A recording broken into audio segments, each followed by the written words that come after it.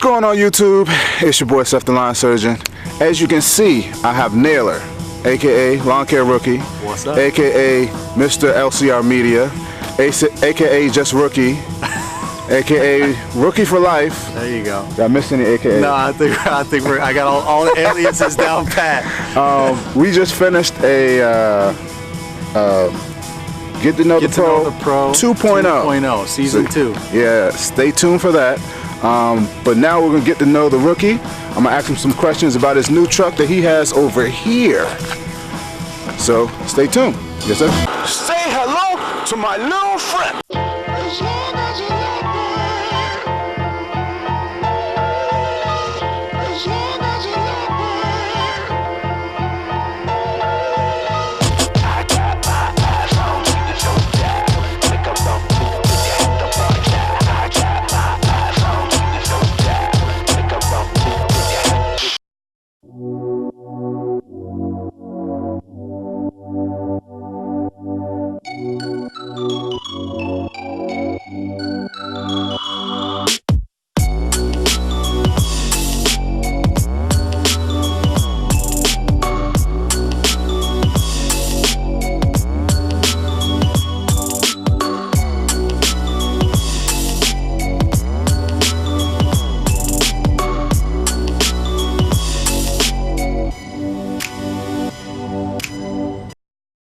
Here we go. What kind of truck do you have here? This is the Ram 3500.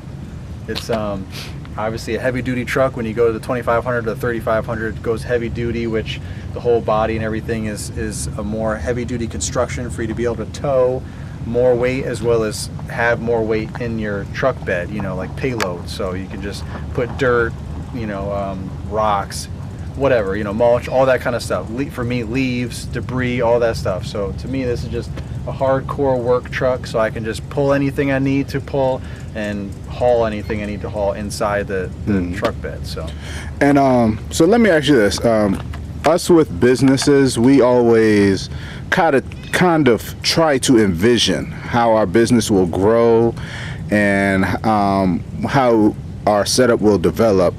When you started off, and what kind of truck did you have when you first started off?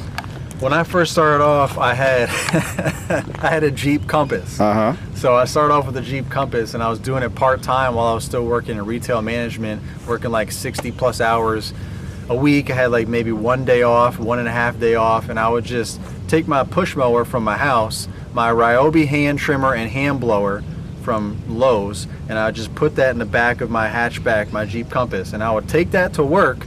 And then when I was done after like 12 hours or 11 hours if I was lucky, I would go and push mow as many yards as I could, or I would push mow a bunch of yards and then go to work. Or on my 1 day off, I would do it. Just depending on the weather, right? Because there just wasn't a whole lot of time. So I started off like that part-time. When I quit the following year and realized if I dedicated myself to this, I could actually like make a good run at this and make a career at full-time lawn care, because I really enjoyed it. I've been in business my whole life, so I might as well manage my own business instead of everybody else's business. So that's when I went ahead and I traded in my Jeep Compass the following year, going into the lawn care season, for an F-150, a used 1999 F-150. At the time it was what, 2014, and it was a 1999 F-150. So it was already old, had like almost 200,000 miles on it. I knew it wasn't gonna last me forever, but that thing lasted me 5 years, so I didn't expect it to last that long. Yeah. Did you ever envision yourself owning, getting to this point? Was this your vision, getting to a truck of this size? This was not my vision. I had no, this was not something that I even thought about. I was just thinking about, what I thought about from day one was my business as a whole. Like, I knew from day one I wanted to grow my lawn care business to the size of having 2 self-sustained crews, meaning 2 crew leaders. And I'm just in the background helping out wherever I need to, focusing on the business, behind the scenes, you know, customer service, sales, all that kind of stuff, as well as having time for my family and different things like that, and not always being in the business and working more on the business and having the business work for me, kind of like being part of my retirement. So that's always been my plan, and I do it in like five-year increments. So, you know, I wanted to make sure I had employees be ready for employees, part-time employees, by year 5, and I did that, and now we're going into year 7. But nowhere in that plan was what kind of truck or trailer I was going to have, or what kind of equipment I was going to have, other than quality commercial equipment that I needed for my business that would work for me. Just more focus on the business and the success of the business. Right, and whatever it took to get to that point, whatever trucks or trailers or equipment, that was kind of irrelevant to me. It was more about, you know, when I needed it, that's when I needed it, and it's always an evolving thing. I learned stuff from you guys and everything that I research and trial and error and all the local guys around here, and then, you know, this happens, you know. So what's your plans for when you went to purchase this truck? Is there any thing that made you pick this particular truck, or the towing capacity, or anything like that? Yeah, so in between, so the F-150, it was starting to break down, and like it just started getting a lot of issues, and I'm like, oh, here we go, right? I knew it was only a matter of time, but so I didn't think that I could afford this. I didn't, and technically I probably couldn't at the time, but this was less than a year ago that I had this conversation with myself. But a couple years I was thinking of getting another truck, because I'm like, how long is this F-150 going to last, and so on. So I just decided to get another half-ton truck and get a Ram 1500, which had a bigger engine, 5.7 Hemi instead of the 4.6 F-150 that I had. Super old, but it was still a powerful truck. Did what I needed, but I wanted to step it up a little bit, but I was kind of hesitant to jump into a F-250 or a 2500 and take on that big payment and not necessarily know if I could really justify it at the time. Fast forward to a couple of months ago, I marketed for the first time in 5 years because I wanted to grow my business, because I had part-timers and I wanted to keep growing my business, and things just kind of blew up, and I outgrew the Ram 1500 in less than a year. So I wanted to get a 3/4 ton truck. I started researching 3/4 ton trucks again, like the 250 and the 2500, and then I realized that when you purchase at the right time, like at the end of the year with all the discounts and rebates and everything must go, 2019, right? You can get a better deal on a brand new truck than you can on a used truck. So when I realized that I could get this truck for cheaper than the used 2500 Ram, I got this. When I went to the dealer, I was looking at used 2500s, and then he was giving me all the prices, and then I saw this, and I was like, I'll just get this because it's got increased payload. It doubles the payload, and increases the towing capacity, obviously, too. So this way I get this, and I'll never outgrow this truck. My business will never outgrow this truck. I will have this for life until this truck falls apart. That's great. So you like it so far? Yeah, I love it. I mean, it's a work truck through and through. There's nothing fancy about it. You know, I knew I wanted a tradesman because that's the lowest model. It's a straight up work truck, no sunroof, no leather seats, nothing fancy.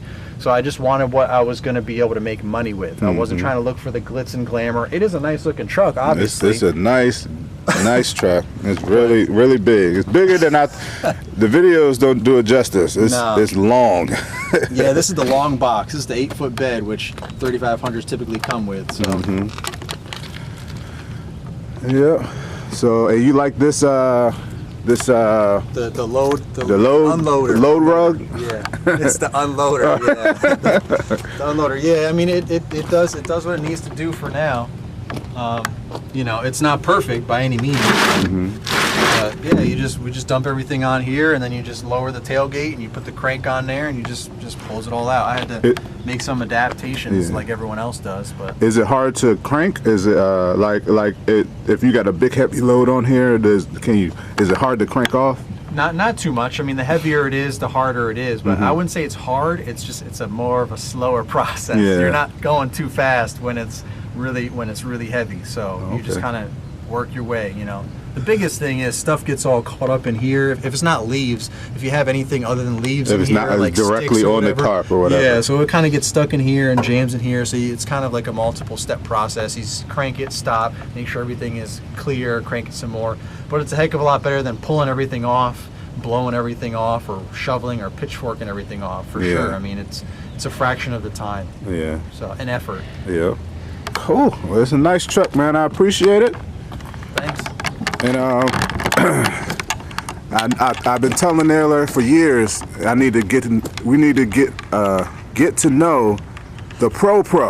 This is the Pro, the inventor of Get to Know the Pro. So hopefully we can set that up sometime.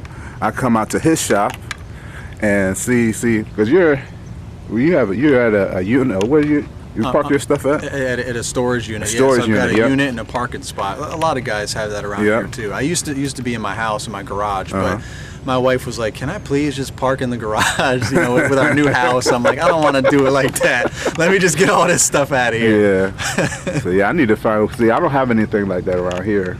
I don't think. But you have land and property. I don't have that, and I got HOA rules, and you can't keep a trailer parked anywhere near your house. Yeah, I got 2 sheds and a trailer. I'm about to knock down some trees and make some more room for some more junk. There you go. See, I don't have that, so I got to pay for storage. You know. Yep. All right, man. I appreciate it. Make sure you stay tuned. Get to Know the Pro Season 2 coming soon. Yes, sir.